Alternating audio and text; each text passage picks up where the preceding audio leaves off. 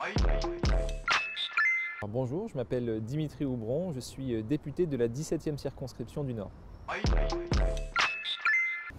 Alors je suis député depuis 2017, donc ça fait environ 4 ans, et je n'ai jamais eu de mandat avant celui-ci.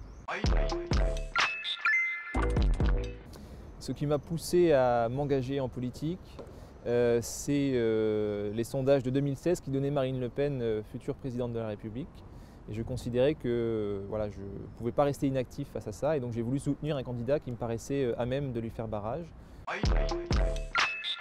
Le moment que je retiendrai, c'est peut-être le premier jour à l'Assemblée nationale.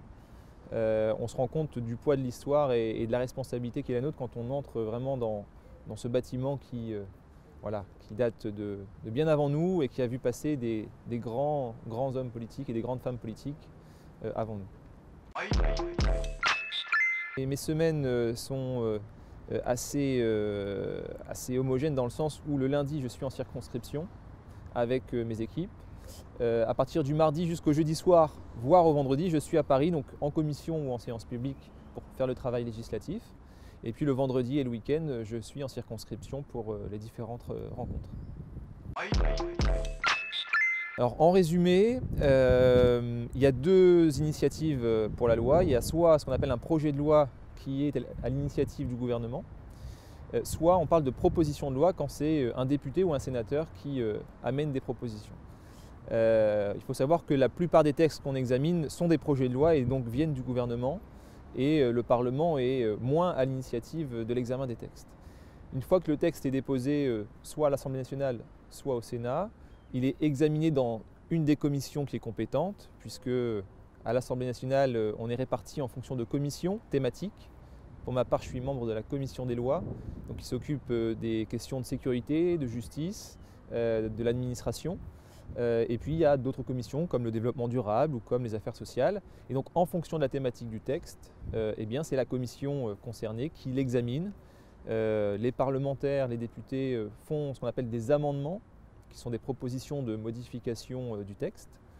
Et à la fin de cet examen, nous votons en commission pour que le texte puisse être examiné en séance publique. Alors c'est frustrant et je pense que ça apprend la patience.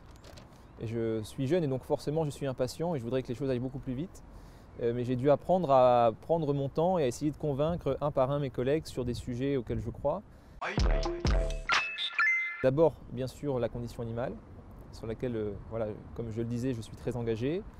Ensuite, la thématique de la pénitentiaire, donc toutes les questions liées aux prisons, les conditions de détention, les conditions de travail du personnel des surveillants pénitentiaires, et puis les questions de justice plus globalement, on a aujourd'hui sur le territoire une cour d'appel qui est la 3e cour d'appel de France, donc on a une richesse dans les juridictions sur notre territoire qu'il faut préserver et leur donner les moyens de bien travailler. Et puis la dernière thématique que je travaille à la fois à Paris et en circonscription, c'est la thématique des violences conjugales. J'ai toujours dit depuis ma campagne de 2017 que je ne souhaitais pas faire carrière en politique et que je ne ferai pas plus de mandats si j'ai la chance d'être réélu l'année prochaine. Et donc mon avenir politique se décidera en 2022. Soit je suis réélu et je ferai mon dernier mandat, soit je ne suis pas réélu et je reviendrai à mes premiers amours qui étaient le monde judiciaire. Et voilà, je me reconvertirai dans ces voies-là. Mais je pense que la politique doit rester un engagement temporaire et ne doit pas s'inscrire dans une carrière. Sinon, je pense qu'on ne fait plus les choses pour les bonnes raisons.